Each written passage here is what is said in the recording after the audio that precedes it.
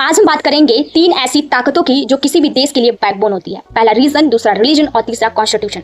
अक्सर लोगों को तीनों को आपस में लड़ते झगड़ते हुए हम देखते हैं, लेकिन क्या सच में तीनों आपस में दुश्मन है? बिल्कुल भी नहीं। आज मैं आपको एक ऐसी पॉजिटिव कहानी सुनाऊंगी जिससे आप समझ जाएंगे कि तीनों कैसे मिलकर किसी भी देश को स्वर्ग बना सकते हैं। जितना मैंने इन तीनों चीजों को समझा है और पढ़ा है, उससे आप भी समझ जाएंगे कि इन तीनों का रहना किसी भी देश के लिए कितना इंपॉर्टेंट हो जाता है। तो हम एक बागीचे की कहानी से समझते हैं। मान लीजिए किसी देश को एक विशाल बागीचा मान लेते हैं और इस बागीचे में हमें सुंदर फूल, मीठे फल और भरी हवा भी चाहिए।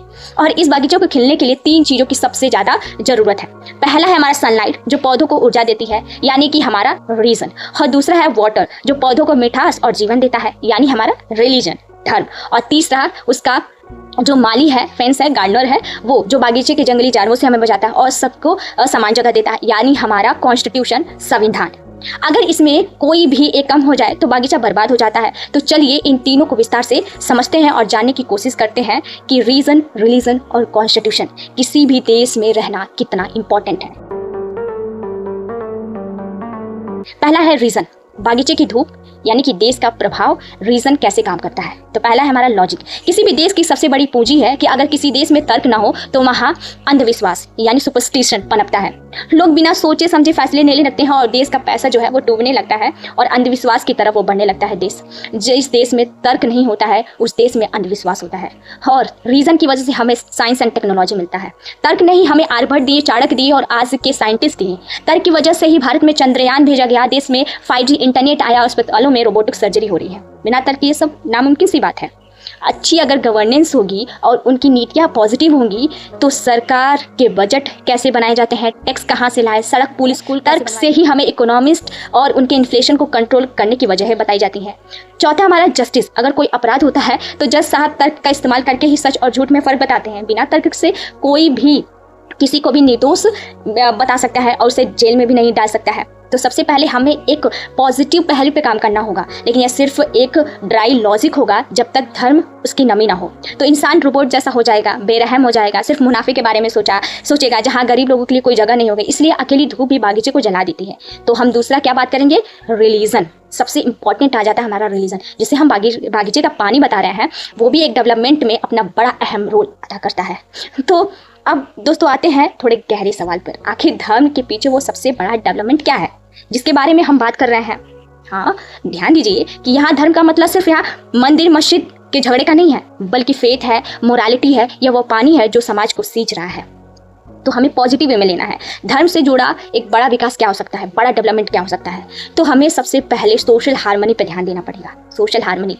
धर्म लोगों को सिखाता है एक दूसरे के दुख को अपना दुख समझो। यही भावना समाज में एक सूत्र में बांधती है। दिवाली, ईद, क्रिसमस, गुरु पर्व या सब त्योहारों लोगों को मिलकर मनाने चाहिए, रिश्ते बनाने चाहिए। यही समाज पूंजी या सोशल कैपिटल है।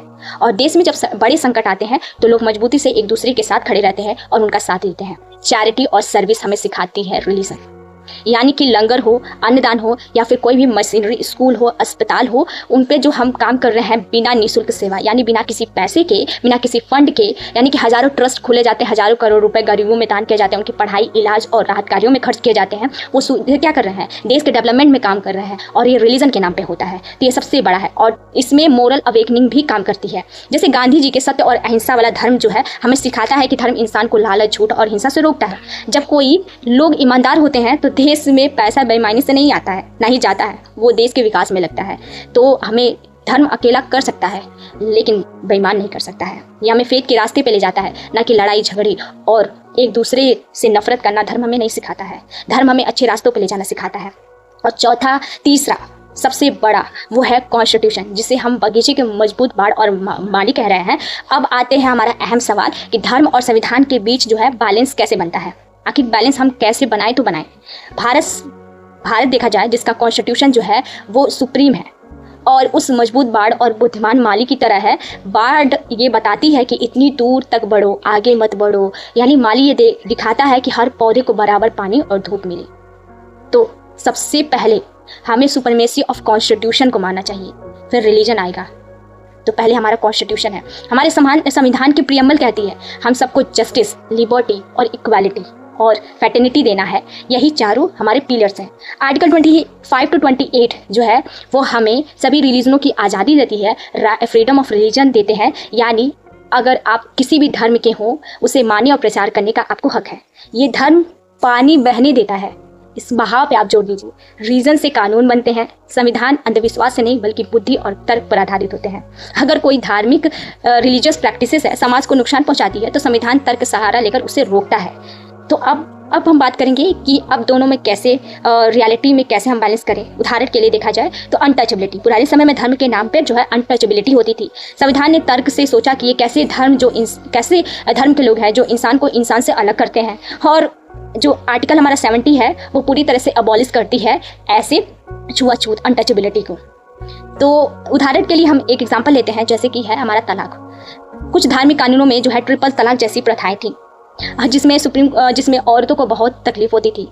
कॉन्स्टिट्यूशन ऑफ सुप्रीम कोर्ट ने तर्क से कहा कि ये एक तरह से देखा जाए तो अनकॉन्स्टिट्यूशनल है, और उन्होंने इस पर जजमेंट देते हुए कहा कि ट्रिपल तलाक आज के बाद से अनकॉन्स्टिट्यूशनल है।